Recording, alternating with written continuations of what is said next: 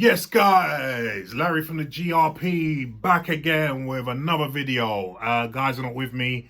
They're busy doing all sorts, so I thought I'll be here to entertain you. And I've got another story about another boxer who's failed a drug test. So, Alycia Baumgardner, who is the undisputed featherweight champion, women's featherweight champion, it's recently been reported that she failed a drug test. This wasn't done by VADA. It was done by a company called Drug Free Sport. I think they're based in America. They're a legitimate company, but it just goes to show, why didn't they use VADA? VADA picking up a bit too many positives there for some people. Who knows? But yeah, it was done by Drug Free Sport. Apparently, the story goes, what's been reported is that there were 3 tests done on different days, and she popped in the middle test. Now there was quite a few weeks in between the first test and the second test. So because a lot of people are saying that, including Alycia, she's saying that, well, she's obviously innocent because she passed the first and the third test, so it doesn't make sense that she'd be popping in the second test. But I'm going to clarify that's absolute nonsense. So she popped for 2 anabolic steroids. One of them is called mesterolone. The brand name is Proviron. It's a tablet. And the second one is it's called methanolone acetate. Brand name is Primobolan tablets. And it's quite interesting because Primobolan can come as an injection, which women normally don't use, or as tablets, which is the one women prefer because that has less side effects for women, because it's less androgenic. So it's very telling that that particular form of Primobolan would turn up in her system, along with the mesterolone. So there's 2 anabolic steroids there that would help with her strength and stamina.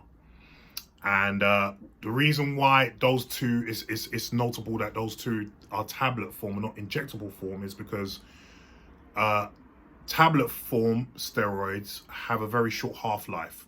So it means that they're not going to stay in the body too long. And as I said, she had a test, the first test, and I think there was a 4 to 5 week window between the first test and the second test, which she popped dirty for. So it's not inconceivable that she would take these tablets and maybe take a few days to a week off them and think that she would test negative, which could happen, but obviously she didn't time it right because she popped dirty in the second test, and then the third test was like a few days later and she passed that. So that doesn't mean anything. All it means is you got your protocol wrong. It doesn't mean, oh, it was a faulty test and it was contaminated and blah, blah, blah, blah, blah.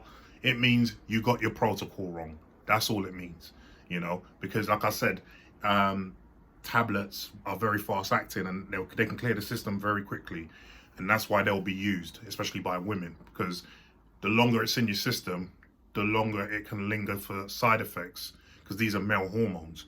So obviously women do not want them in their system for too long. This is why they'll take tablets instead of injections, which is why I also said that the Primobolan tablets are distinguishable from the injections, and it's quite ominous that it's the tablets that got caught in their system.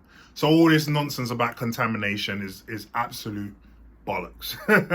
She got caught doping. It's as simple as that. It's as simple as that. So obviously she's come out with the same rhetoric that every other athlete comes out with. I'm innocent. This is, contamination, whatever. I'm innocent basically. And we'll get to the bottom with this. I'm going to fight this and blah, blah, blah, blah, blah. Everyone's tired of this, nonsense now. Everyone's tired of this statement that athletes always make. I'm innocent. Like, are we saying that all these drug testers, all these companies are incompetent? Like, and we always find out later on that it wasn't the case. That it is contaminated. Contamination from the lab is extremely rare nowadays. It used to happen, not that much, but it used to happen in the past, but it's extremely rare now. It can still happen, but it's extremely rare. Now, if you're trying to shout contamination from supplements, that's also extremely rare nowadays. But also, I want to combat that a little bit, and I'll go into this when I do another video about what Dylan White popped for. If someone was going to contaminate supplements to sell more supplements, basically, they're going to contaminate it with something that's going to work for the majority of people. Now, the drugs that Alycia Baumgardner was caught for, while they are anabolic steroids, they're weak anabolic steroids. So in men, you wouldn't see much difference, if at all, with those two drugs. It's women that would find great benefit with those drugs. But again, if you're going to contaminate supplements to sell more supplements, who buys more sports supplements? Overwhelmingly men. So you're not going to contaminate it with a drug which men are not going to see much benefit from. Make sense? I hope so. So you're going to contaminate it with a heavy duty steroid like a Dianabol. Everyone's going to see benefit from that, whether you're a man or woman. An Anadrol or an Apollon, you're going to see huge benefits from that, whether you're a man or woman. You know, yeah. But primobolan acetate, and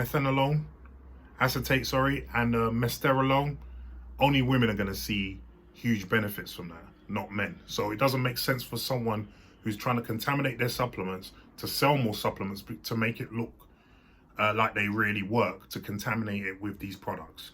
So those two add up, you know, so it doesn't work.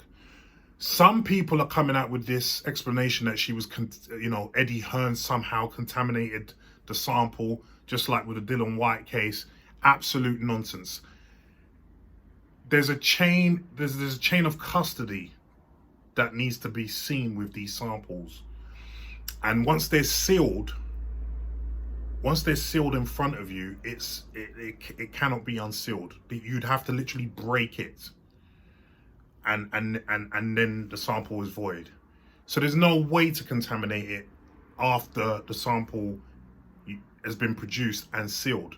So all these people that are coming out with, oh yeah, it was contaminated, there's a very slim chance, but there's a saying that something can be probable but not possible, and this is one of them. Probability is always going to be there, but is it possible? No, I doubt it.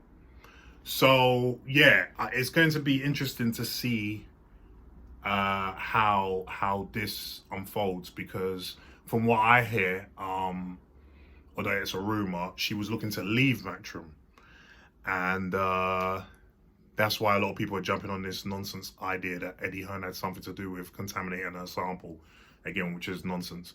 But Frank Warren seems to has done an interview recently where he brings that up. He brings up the fact that she was looking to leave Matchroom, and it's odd, obviously insinuating that it's possible that Eddie Hearn could have done that, which I don't believe at all. So, and I'm not the biggest Eddie Hearn fan. I'm just saying this, it doesn't make sense to me. It doesn't make sense to me.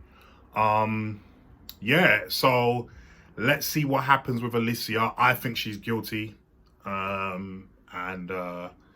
Yeah, we'll wait and see what happens. So anyway, guys, let me know what you think about this case. Do you think she's guilty? Do you not? Especially after what I've explained to you guys.